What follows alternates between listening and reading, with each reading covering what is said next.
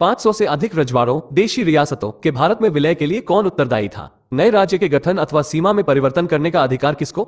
वित्त आयोग की नियुक्ति कौन करता है? ऐसे कई सारे क्वेश्चन हैं जो आपके लिए काफी इंपोर्टेंट है। सो स्टार्ट करते हैं। आज का हमारा पहला प्रश्न है, भारतीय संविधान में समानता का अधिकार 5 अनुच्छेदों द्वारा प्रदान किया है। ये है आपका ऑप्शन है अ अनुच्छेद 16 से 20 में है, बी अनुच्छेद 15 से 19 में है, सी अनुच्छेद 14 से 18 में है, डी अनुच्छेद 13 और 17 में है। दोस्तों, अगर आपको इनमें से किसी का भी आंसर आता है तो कमेंट में जरूर लिखना।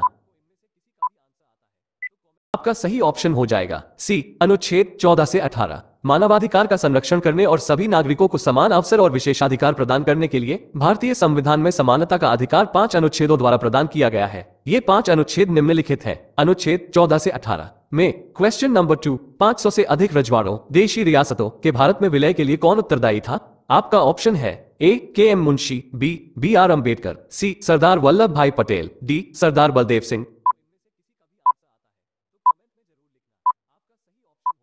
आपका सही ऑप्शन हो जाएगा सी सरदार वल्लभ भाई पटेल। सरदार वल्लभ भाई पटेल भारत में 500 से अधिक रजवाड़ों देशी रियासतों के विलय के लिए उत्तरदायी थे। उन्होंने समर्पण, नेतृत्व और निर्णायकता के माध्यम से भारतीय संघर्ष सेना के साथ मिलकर रजवाड़ों को संगठित करके विलय कार्यक्रम को संचालित किया। उन्होंने भारतीय संघर्ष सेना की सहायता से विभिन्न रजवाड़ों को एकीकृत किया, जिससे भारतीय संघर्ष सेना को राज्यों के संगठन को नियंत्रित करने में मदद मिली और भारत के विलय कार्यक्रम को सफलतापूर्वक संपन्न किया। सरदार वल्लभ भाई पटेल को एकीकरण के सरदार के रूप में भी जाना जाता है। क्वेश्चन नंबर 3, नए राज्य के गठन अथवा सीमा में परिवर्तन करने का अधिकार किसको? आपका ऑप्शन है अ प्रधानमंत्री को, बी मंत्रिमंडल को, सी राष्ट्रपति को, डी संसद को।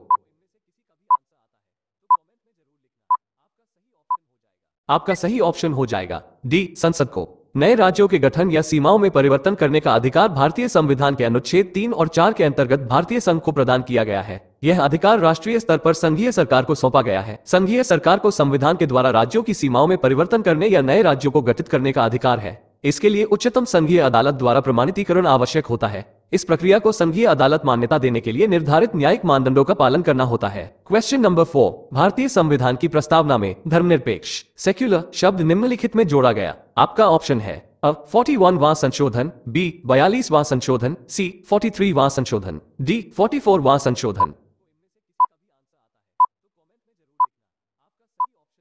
आपका सही ऑप्शन हो जाएगा बी 42वां संशोधन। भारतीय संविधान की प्रस्तावना में धर्मनिरपेक्ष सेक्युलर शब्द संविधान के प्रस्तावना परिपत्र के अनुच्छेद 42वें अनुच्छेद में जोड़ा गया है। क्वेश्चन नंबर 5, भारत की संप्रभुता किसमें निहित है? आपका ऑप्शन है अ भारतीय संसद में, बी राष्ट्रपति में, सी प्रधानमंत्री में, डी भारत की जनता में।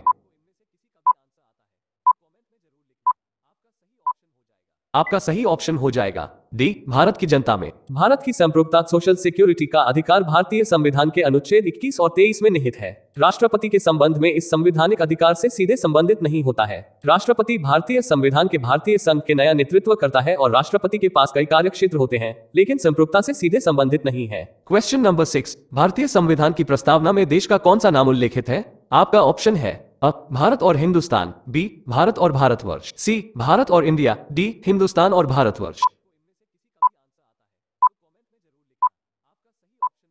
आपका सही ऑप्शन हो जाएगा सी भारत और इंडिया। भारतीय संविधान की प्रस्तावना में देश का नाम भारत उल्लेखित है। इसे अनुच्छेद 1 में व्यापक रूप से प्रस्तावित किया गया है, जहां संविधान का नाम भारतीय संविधान बताया गया है और इसे भारत की संवैधानिक रूपरेखा के रूप में स्वीकारा गया है। इसी तरह के वीडियो देखने के लिए हमारे चैनल को सब्सक्राइब जरूर करना।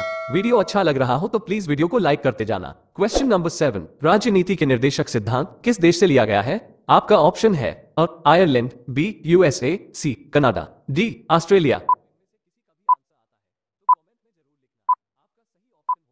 आपका सही ऑप्शन हो जाएगा आयरलैंड। क्वेश्चन नंबर 8, संविधान के उद्देशिका या प्रस्तावना का संशोधन कितनी बार किया गया है? आपका ऑप्शन है अ 3, बी 2, सी 1, डी संशोधन नहीं किया गया है।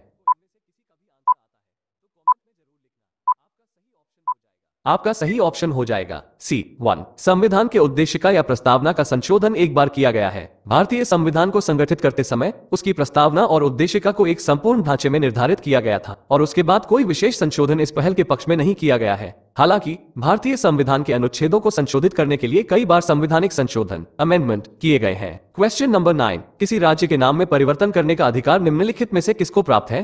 आपका ऑप्शन है अ राष्ट्रपति को, बी संसद को, सी संबंधित राज्य के विधानमंडल को, डी संबंधित राज्य के राज्यपाल को। आपका सही ऑप्शन हो जाएगा बी संसद को। क्वेश्चन नंबर 10, वित्त आयोग की नियुक्ति कौन करता है? आपका ऑप्शन है अ सर्वोच्च न्यायालय, बी प्रधानमंत्री, सी राष्ट्रपति, डी मुख्यमंत्री। आपका सही ऑप्शन हो जाएगा सी राष्ट्रपति। वित्त आयोग की नियुक्ति राष्ट्रपति द्वारा संविधान के अनुच्छेद 280 के तहत की जाती है। तो गाइस आज के लिए इतना ही। वीडियो आपको कैसी लगी और आपको कौन से टॉपिक पे वीडियो चाहिए ये सभी बता सकते हो, और चैनल पे नए हो तो सब्सक्राइब कर बेल आइकन प्रेस जरूर कर देना। धन्यवाद।